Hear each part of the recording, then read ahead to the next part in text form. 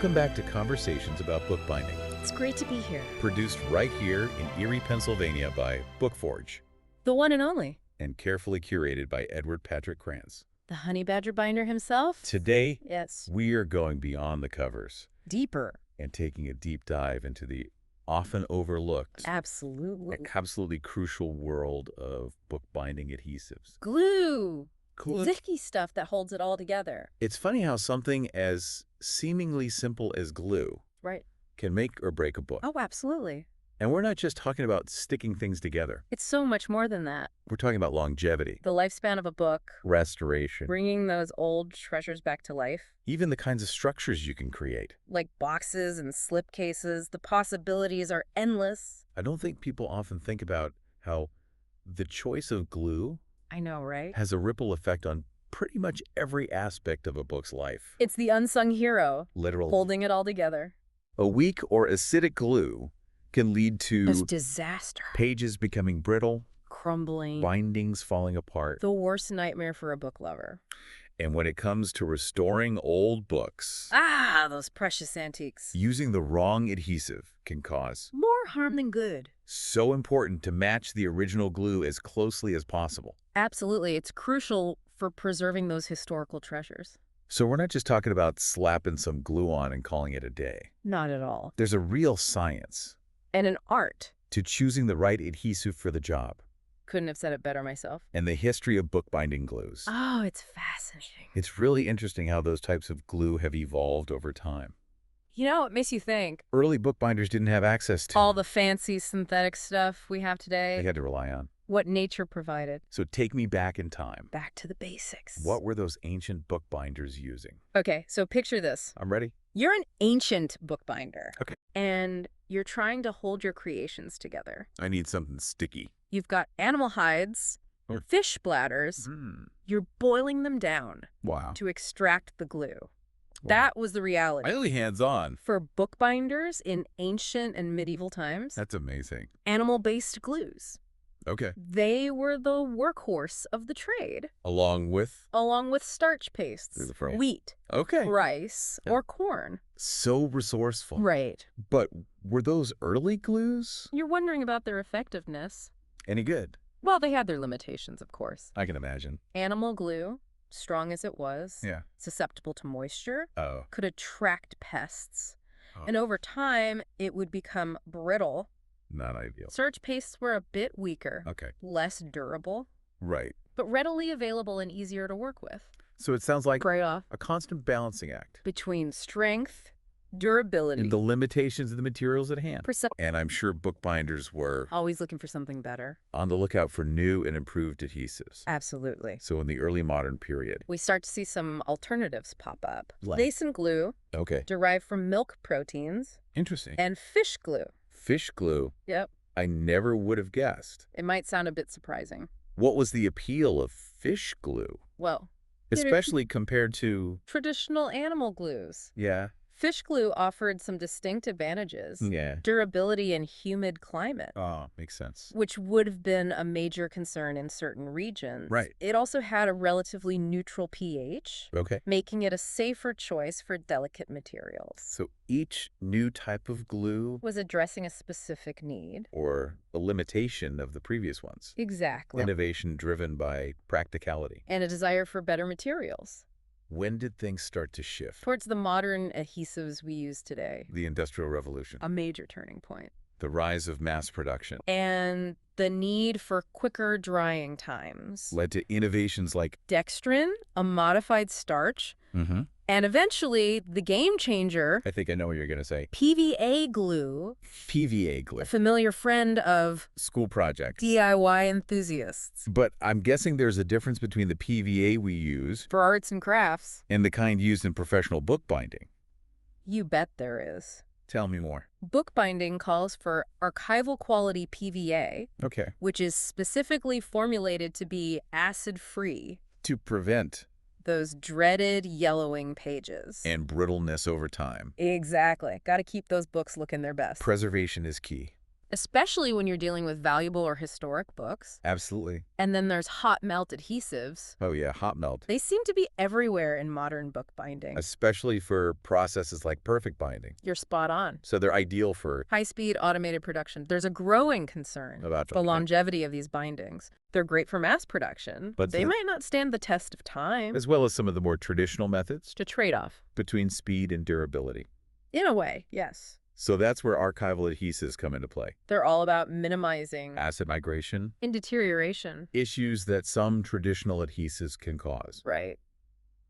Tell me more about archival adhesives. They're like the guardians, our literary heritage, Protecting those precious books. designed for preserving those valuable and historic books. And they're often based on Wheat starch or methyl cellulose. which offer excellent archival properties. They do indeed. So we've come full circle in a way. It's fascinating, isn't it? We started with natural, readily available adhesives. Like those animal glues and starch pastes, Then we moved towards synthetic like options. for mass production. And now there's this renewed focus on Archival quality. and a return to some of those traditional methods It's a cycle of innovation. and rediscovering the value of... Time-tested techniques. I love that. It's pretty remarkable. Let's break down the main types of bookbinding glue used today. All right, let's dive in. You mentioned 3 main families. 3 main categories. Despite all the advancements in adhesive technology, All those fancy new glues. those traditional animal-based glues are still relevant today. Especially in the world of book conservation and restoration. So they haven't been completely relegated to the history books. Not at all. What's driving their continued use?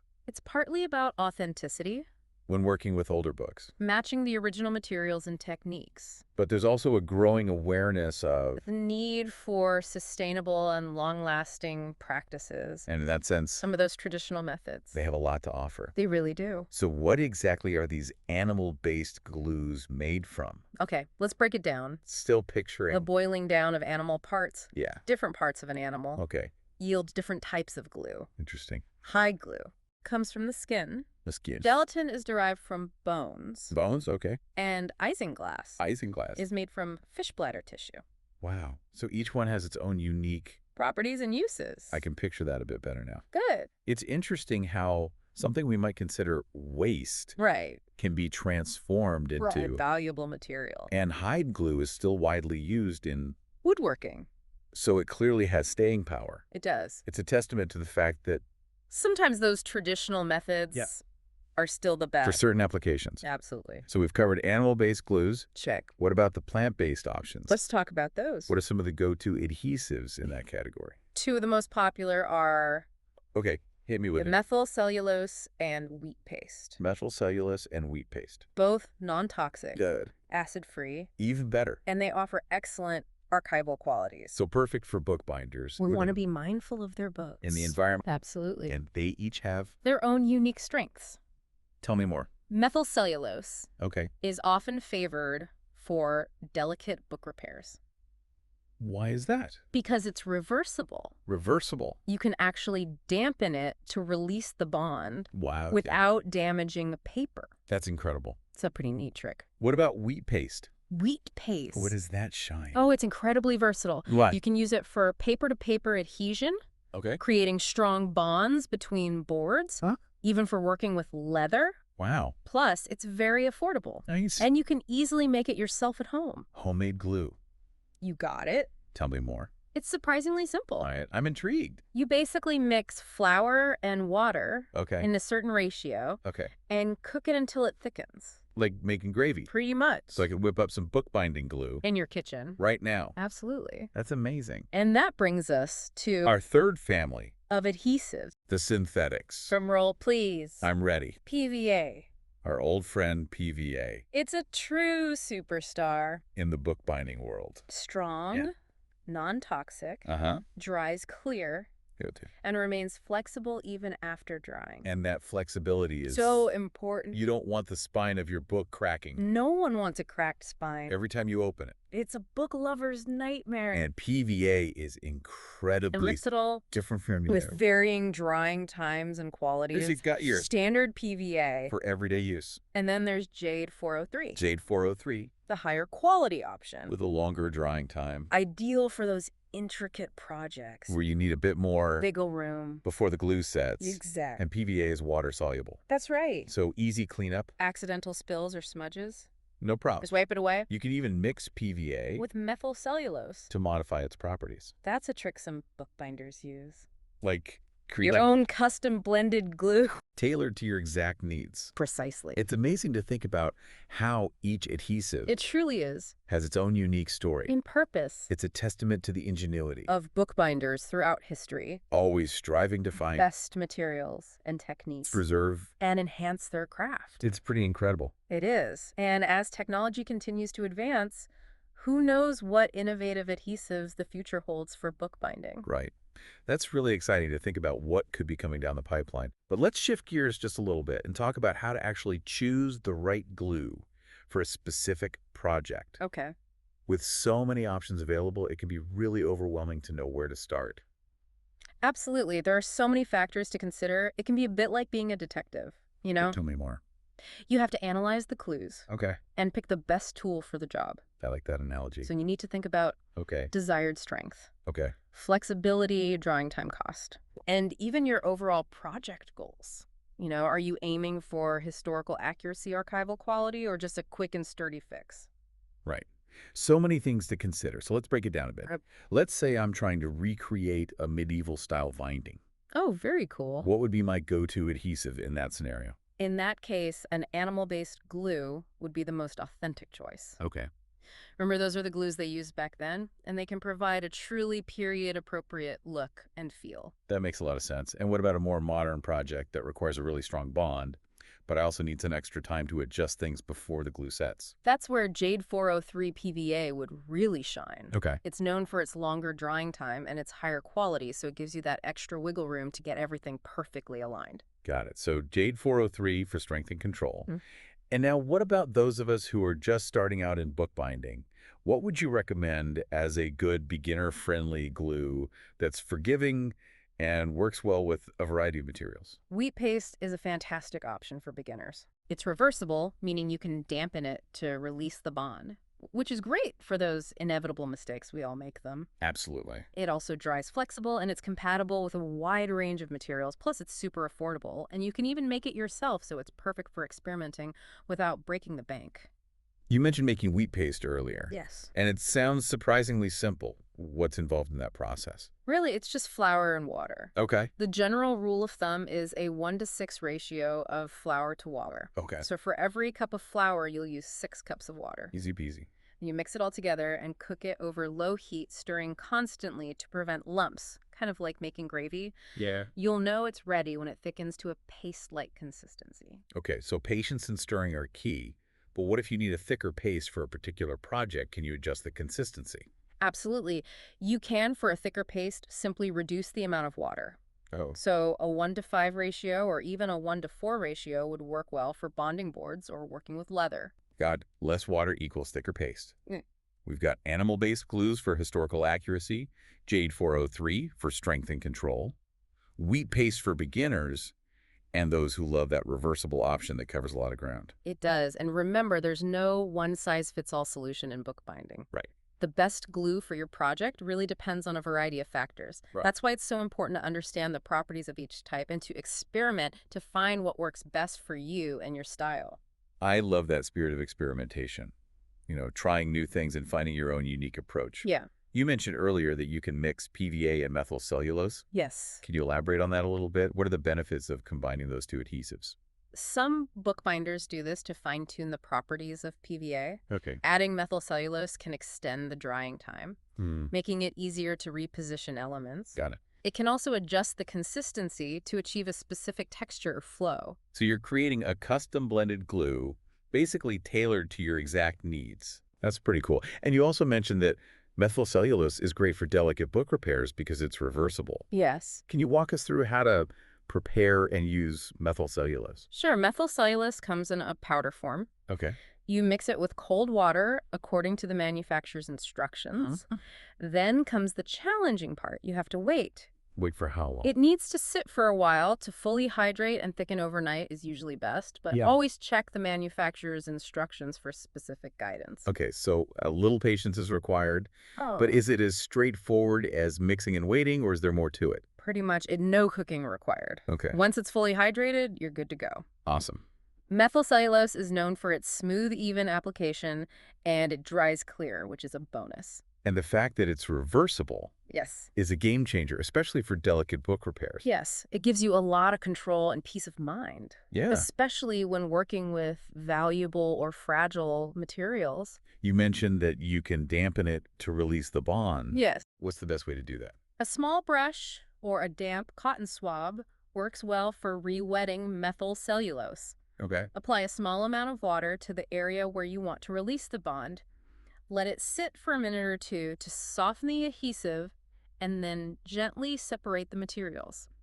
That sounds so easy. It's pretty straightforward. This whole world of bookbinding glue is so fascinating. I never realized there was so much depth to it. I know it's easy to overlook, but it really is a fascinating subject. But as we've learned today, there's a whole world of history, science, and even art Absolutely. involved in choosing and using the right adhesives. Couldn't have said it better myself. And the beauty of it is, You don't have to be a master bookbinder so experiment. with all these different glues and techniques. Exactly. Whether you're a seasoned pro or just starting out understanding the properties of each adhesive and how to use them effectively can really elevate your bookbinding. Absolutely. And who knows, maybe you'll even be inspired to create your own custom glue blends and share your discoveries with the bookbinding community. I love that idea.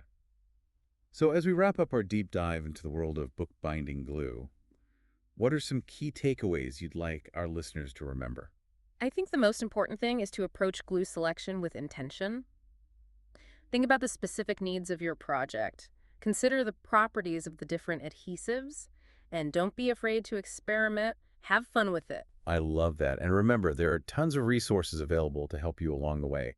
We've included links to suppliers, tutorials, and other helpful information in the show notes, so be sure to check those out. And don't forget to share your glue adventures with us on social media. We always love seeing what our listeners are creating. Absolutely, we're all part of this amazing bookbinding community, so let's learn from each other and share our passion for this incredible craft. Well said. And remember, glue is just one part of the equation. Yeah. It's the skill, creativity, and passion of the bookbinder that truly brings a book to life. So true.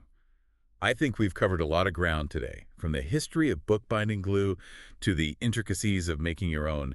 And I, for one, am feeling inspired to go fire up my glue pot and get creative. That's fantastic. And remember, the journey of bookbinding is a lifelong one, filled with endless opportunities for learning, experimentation, and discovery. It really is. And speaking of journeys, I'm ready to embark on my own DIY glue adventure. I love it. You've convinced me. I want to try making my own wheat paste and experimenting with methyl cellulose. It's so rewarding. Let's start with the wheat paste. Okay, You made it sound so simple. it is. Is it really just a matter of mixing flour and water? It is, but there are a few tips that can help you achieve that perfect consistency. Okay, give me the tips. Remember that 1:6 ratio of flour to water. Yes, 1 cup flour, 6 cups water. That's your base recipe. Okay, got it. The key is to cook the mixture over low heat and stir constantly. Okay, You want to avoid any lumps forming. right. A whisk can be your best friend here. Keep stirring until the mixture thickens to a paste-like consistency. Like gravy. Exactly. Got it. And you mentioned that you can adjust the thickness Yes. depending on the project. For a thicker paste, you simply reduce the amount of water. Okay. So a 1:5 ratio, or even a 1:4 ratio, would work well for projects requiring a stronger bond, like attaching boards or working with leather. So less water equals a thicker paste. Exactly. What about storage? Can you make a big batch and save it for later? You can, but it's best to store it in the refrigerator and use it within a week or so. Okay, You'll know it's gone bad if it starts to smell sour or develop mold. got it. Okay, so wheat paste is covered. Let's talk about methyl cellulose. Okay, You mentioned that it comes in powder form. it does. How do you prepare that? Methyl cellulose is a bit different. You mix the powder with cold water according to the manufacturer's instructions. And then comes the hard part. You have to wait. Wait for how long? It needs to sit for a while to fully hydrate and thicken. Overnight is usually best, but always check the manufacturer's instructions for specific guidance. So patience is key, But is it as straightforward as mixing and waiting, or is there more to it? That's pretty much it. No cooking required. Okay, Once it's fully hydrated, you're good to go. awesome. Methyl cellulose is known for its smooth, even application, and it dries clear, which is a bonus. And the fact that it's reversible is a game changer, especially for those delicate book repairs. It You is. mentioned that you can dampen it to release the bond. It can. What's the best way to do that? A small brush or a damp cotton swab works well for re-wetting methyl cellulose. Okay. Apply a small amount of water to the area where you want to release the bond. Let it sit for a minute or two to soften the adhesive, and then gently separate the materials. That's incredible. It's like a magic eraser for glue mistakes. It really is. It gives you that peace of mind, especially when working with valuable or fragile materials. This has been such an eye-opening deep dive. I feel like we've learned so much about bookbinding glue. Me too. It's amazing how something so fundamental to the craft is often taken for granted. But as we've learned today, there's a whole world of history, science, and even art involved in choosing and using the right adhesives. Absolutely. And I hope our listeners are feeling inspired to go forth and experiment with their own glue adventures. Me too. Before we sign off, I want to remind everyone that we have a ton of resources in the show notes, including links to suppliers where you can purchase all the glues we've talked about today, as well as helpful tutorials and articles. And be sure to connect with us on social media. We always love seeing what our listeners are creating. Absolutely. We're all part of this amazing bookbinding community, so let's learn from each other and share our passion for this incredible craft. Well said. Until next time, happy binding. Happy binding, everyone.